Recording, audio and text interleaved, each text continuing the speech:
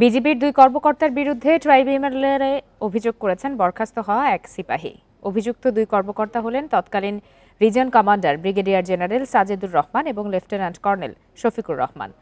বৃহস্পতিবার দুপুরে এই অভিযোগ দাখিল করা হয়। সিপাহী মোহাম্মদ শাহিনের অভিযোগ, খাগড়াছড়িতে কর্মরত অবস্থায় 2023 সালের 22 মে রাতে এই দুই কর্মকর্তার নির্দেশে তাকে আটক করা হয়।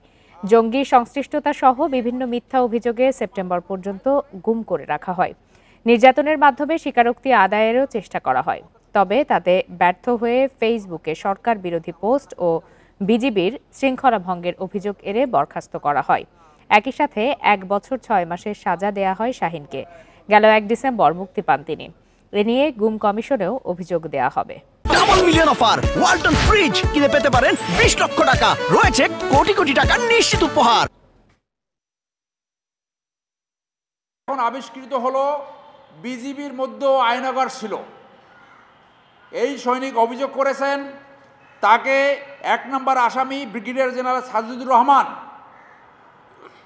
অমানবিক নির্যাতন করেছে। তুমি চেনো আওয়ামী লীগকে? তুমি আমাকে চিনো? আমি ব্রিগেডিয়ার সাজেদুর রহমান। আমি ক্যাপ্টেন থাকা অবস্থায় শেখ হাসিনার সাথে থাকতাম। ওনার তখন থেকে দেখছি তাহাজ্জুদ পড়ছে, আর তুমি তার বিরুদ্ধে বিরূপ প্রতিক্রিয়া মন্তব্য করো। তুমি জানো আমি ডিজিএফআইতে অনেক দিন চাকরি করছি, 7 বছর চাকরি করছি।